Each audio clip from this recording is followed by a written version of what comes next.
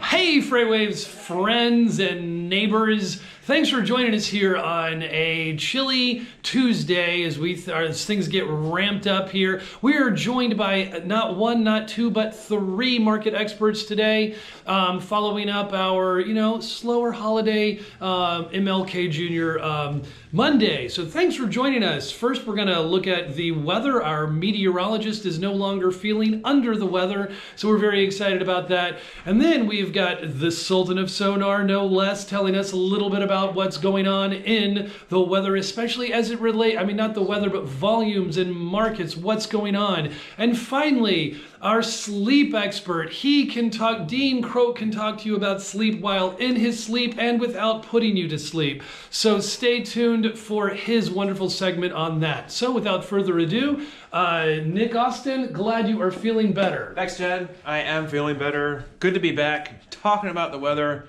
the Midwest. That's the focus for the weather that's been happening so far today. Yes, and that's look at going to that. continue tonight. Look at all this big mess. Now, some of these areas are spots that got hit by the last two weekend storms. This isn't going to be quite as bad. But some at least recent key markets in the Midwest like Dubuque, Iowa, as well as Eau Claire, Wisconsin, they're going to be getting a lot of snow for the rest of today and on through the nighttime hours. That'll be moving up into Michigan. There'll be some areas that will be getting some freezing rain, possibly some icy spots as well. Southern Wisconsin, parts of northern Iowa, and maybe even up near the Chicago area. So there could be just a lot of icy, especially back roads, bridges and overpasses. A lot of the areas, especially that don't usually get treated, it's primary roads that usually get the most attention. So, and they're usually all right. So folks need to watch out there. And some of that mess will move into the Northeast later on in the week. But for the short term, and right now, that's what we're focused on is those markets up in the Midwest. A lot of disruptive weather out there.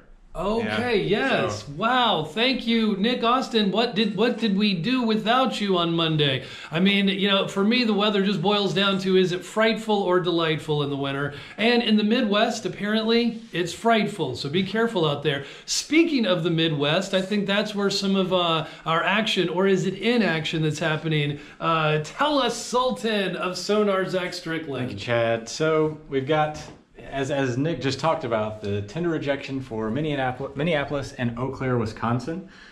Two very similar markets. Minneapolis is a little bit bigger than Eau Claire, representing just under 1% of the overall freight market right now in terms of volume. Who knew? Eau Claire. Yeah, right. So both of them are they're shooting up right now, which is, I know you guys have talked about it in the last couple of days, but the tender rejection in the national level has been very subdued, hovering around 8.4% over the last 3 or 4 days. Yep. So anytime that we see anybody do this, it's a big red flag. Like, check it out. What is happening? Kind of the story of the moment right now is that volumes are very subdued. Well, volumes dropped off quite a bit. Now, this chart doesn't do it justice right now, but that's about almost a 3% drop in volume. We came back in a day. And that was the MLK Jr. national holiday? That's truth. So coming back from the Christmas holiday and everything, volumes came back a little bit stronger than we anticipated they would, and then kind of stayed very stable for the last couple of weeks until yesterday, when this thing just dropped off. And 93.46 is a very low value for our outbound tender volume index. Chad. Zach Strickland, can you tell us what are we attributing this to? I know you are no economist, but do you play one here on TV? So I'm going to pretend to be one for just a minute. Okay. And we've got a bunch of tariff stuff going on. I think everybody in the country has heard about the tariff situation. We've got this tariffs, huh? Yeah, this Trans-Pacific agreement kicked in on December 31st. Trump is talking about going back in potentially. Oh, the TPP. The TPP. Yes. And also, of course, as things kind of hover with China, there's a lot of stuff sitting out there in the Pacific right now. Like Vietnam and China's involved. There could be a lot of activity that goes on later, but right now, everybody, I think, is just kind of sitting on it. What? Yeah. Well, so what? You can correct me if I'm wrong, but one of the things I was looking at is the TPP agreement. Apparently, in April of 2018, we officially got out of that agreement. It is a multilateral agreement. We were one of 12 nations. And now I think they've recently, the TPP of the other 11 countries have slashed tariffs so that they are having a little bit of an advantage with their exports of many of their goods and the way that their trade's going. And there is anxiety here in the United States about, even if we do enter back into this trade agreement, if it's too long, will it be too late to get a competitive edge in some of those markets? So you're saying, though, that that actually Trump's considering getting back into that? Yeah. He's talking about, because if China gets pulled into this agreement, that weights everything very heavily on that side of the Pacific Ocean. I did not know that piece of the puzzle. And to your point, things like wheat are now cheaper to buy inside that agreement. So instead of people importing from the United States, they're going to import from Canada, New Zealand, Australia. They're all going to go in there, and they're going to.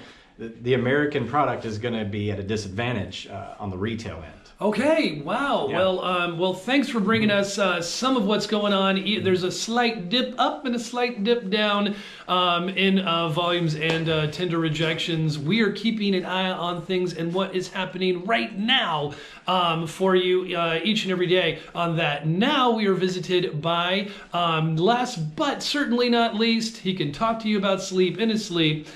Dean Croke, you put in 2 million miles as a over-the-road long-haul driver in no less than the Australia, the wild, do we call it the wild down under? Yeah, or the outback. Yeah, right? So you have some things to tell us, and you've also done a lot of research on sleep. Right. Tell us what's happening. Right, so I used to joke that the only reason I never had an accident was that when you fall asleep and run off the road in the outback, there's nothing to hit. So the reality is you can go for a long way, sound asleep at the wheel, not on the road. It's a bit of a rough ride, but eventually you'll pull up and figure stuff out. Now, that's what experience comes from, poor judgment. And a lot of people say to me, well, why didn't you pull over? Well, the reality is when you study brain physiology, a truck driver is the last person to ask how tired they are. Because by the time you get that tired, you actually lack the cognitive horsepower to make the right decision. So what after some near misses, I lost a couple of drivers on my watch when I was running a truck company. When you have to go to a spouse and look at a spouse in the eye and kids and say, your husband's been killed, your father's not coming home again, it's actually a life-changing experience. Okay. Now, both these drivers were compliant with their hours of service. Yeah. But they'd fallen asleep at the wheel. And so I got out of trucking and ended up studying human physiology, ended up working with a Harvard professor here in Boston, and suddenly realized that what was happening was that drivers were falling asleep at the wheel even though they were compliant, but they actually had no reality of what was going on. So that led me down this path of studying hours of service. And that's what I've got up here on this chart today is sort of a bit of a segue into talking about sleep. Sure. So this is from our data set where we track the number of hours that drivers drive. And my point here is that not all hours are the same. So if you look at how a driver's work week starts, the busiest time of the week for drivers is on a Wednesday. Mm-hmm. That's when they record the most hours typically.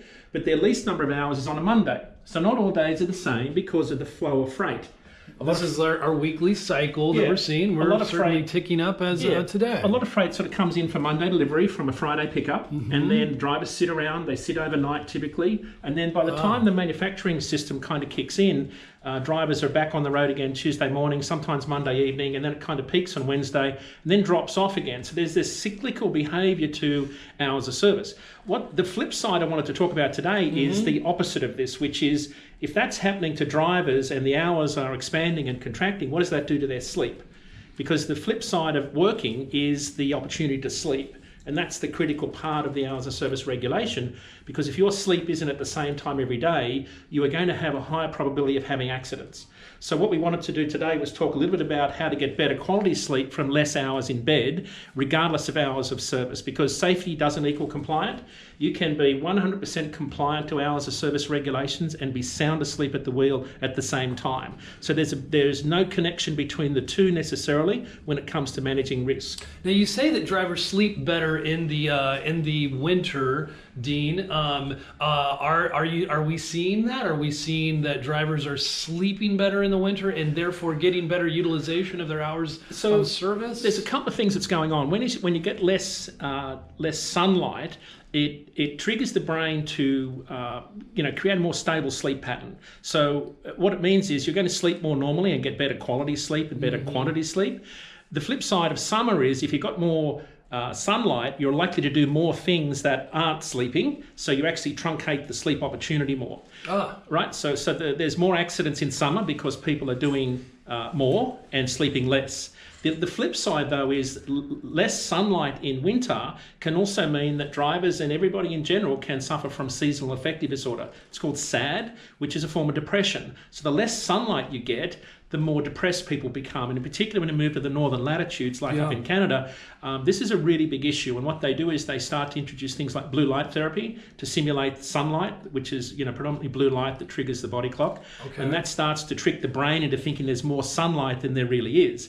So a lot of people in northern latitudes will have a bright blue light box on their table in the morning to simulate sunlight, even though it's dark outside. Have you ever experimented with that? Yes, I have. And do you feel like it's a real thing? Absolutely. Or is it just as artificial as it sounds? The brain is super sensitive to blue light at about 450 nanometers. Okay. And so it's the oscillation of the blue light waves that actually reflect the most in the atmosphere. Have you ever wondered why the sky is blue?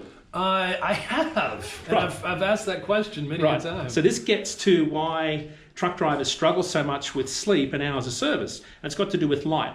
Blue light is one of the primary triggers of the sleep-wake cycle. So when the human eye detects light at sunrise, the sleep-wake cycle starts.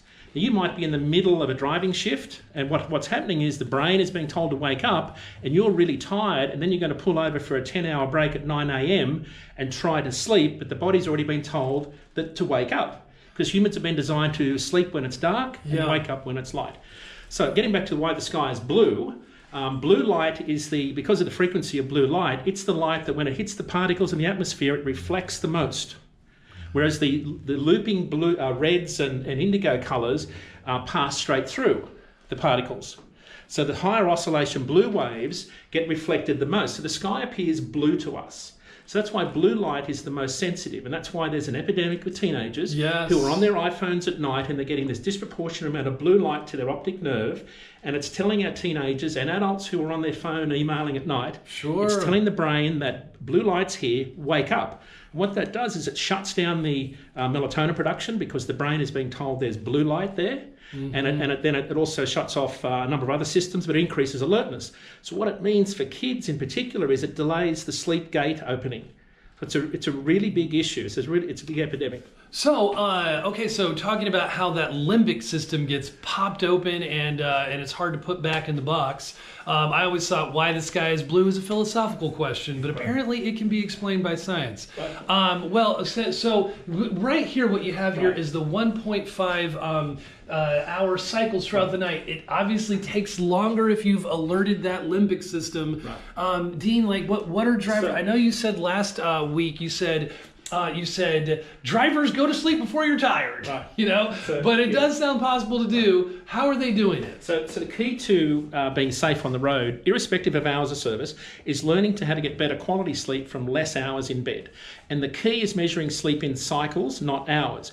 Humans have been tricked into measuring sleep in the dimension of time, as in the more of it I get, the better I should be. And in fact, that's worse. 7 hours sleep is worse than 6.5. 6 is better than 6.5.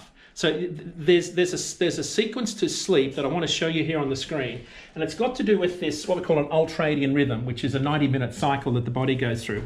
So you'll go through these sleep cycles and you'll drift off into light sleep, And then down here at about 40 minutes, you'll drift off into deep sleep. Okay. And then after about 70 minutes, you come out and finish the sleep cycle with a dream. Coming up for So that's where the dreams happen. Right, so dreams happen at the end of a sleep cycle, and physiologically what you look like in bed is this is where you'll be sleep talking, and you'll have that, some people have this falling sensation. Have you ever had that falling sensation? Yeah, and the coming back up. Right, we talked about microsleeps last week. Right. The body has to relax to fall asleep, so your muscles relax. What happens here is sometimes the muscles just let go and you have this sensation of falling because your muscles let go. Wow. But what happens here at about 35, and this is the power nap period, 20 to 30 minutes is where these brain waves restore cognition and vigilance. Okay. So a 20-minute, 30-minute nap here will give you a 4-hour boost in alertness. Right? Wow. Now, other people say, well, I've always had a 1-hour nap. Have you ever had a 1-hour nap and woken up and felt worse? Yes. Here's why, because 1 hour takes you into deep sleep. So what happens is in deep sleep, the brain goes into a state of unconsciousness. Okay. And if you try and wake a brain from unconsciousness, you wake up feeling groggy, tired, moody, lethargic, worse than when you went to sleep. Yeah. Whereas if you let that nap go an hour and a half, your brain would be waking it at a dream. Now, a dream stage, your body's in a state of paralysis, but your brain is buzzing with electricity. You can power a 10-watt light bulb from a dream. There's that much electricity if you study the electrical pulses between the neurons. So if you have a short power nap of 20 to 30 minutes or a nap of an hour and a half, what happens is you get the deep sleep, which deals with the physical fatigue, and the REM sleep, which deals with the mental fatigue. You get that if you go an hour Full and a half. cycle. Right. So naps are short 20 to 30 minute naps to restore cognition and vigilance, or an hour and a half to get deep sleep, light sleep, REM sleep. So a good night's sleep is just blocks of 90 minutes. Now you'll know when your dreams are finished, because if you're waking before your alarm clock, that means you're waking at the end of a dream. But because you think another half an hour or 45 minutes is going to make you feel better, what happens is you end up back down in deep sleep and the alarm's going off here and you can't hear it. Whereas if you woke there before your alarm, you've got to get out of bed there. Right? Wow. Because this means that 6 hours sleep here is going to be better than 7. Huh, that might explain why I was in a bad mood when I woke up after 9.5 hours last night, I have to admit. And power naps are not a fallacy. No. Power naps are a true thing. Yeah, and this is really critical for truck drivers, because if you wake from deep sleep, you wake with what's called sleep inertia, and it kind of holds you back. It takes about half an hour to kick. That's why most people go for a cup of coffee as soon as they wake. Caffeine takes about 20 to 30 minutes to hit the receptors that fire you up. And coincidentally, about the same time, sleep inertia kind of dissipates, and you can start the day. But if you wake at the end of a dream, you will feel much less need to have a cup of coffee, because you'll be waking with the brain that's buzzing with electricity. Now, here's what happens to truck drivers. This is what fatigue is. Okay. Because most people think fatigue is very different to sleep, and sleep deprivation is actually what causes fatigue. So here's the key. If a driver is waking in deep sleep and they've got this sleep inertia, for truck drivers it becomes exponentially worse, because the more sleep deprived you are, the more severe the sleep inertia.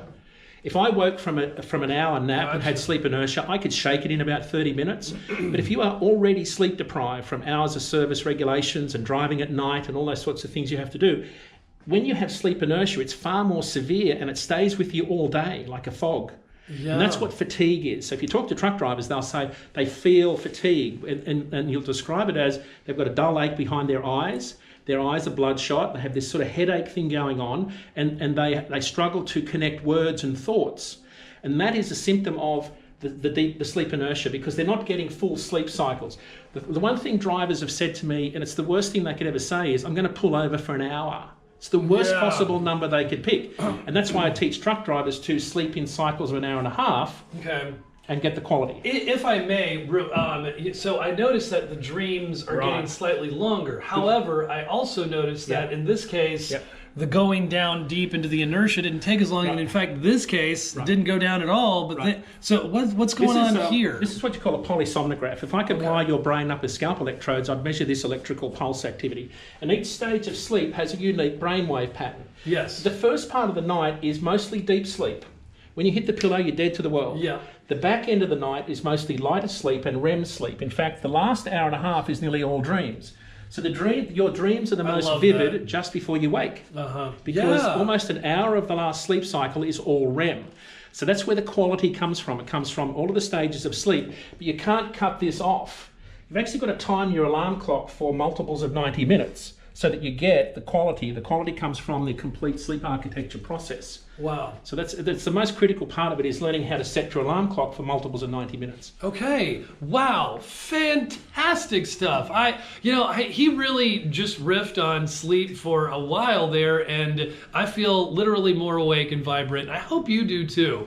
We're bringing it to you each and every day here on FreightWaves Now, where you can get the latest in volumes, what tender rejections, or even like how to get a better night's rest.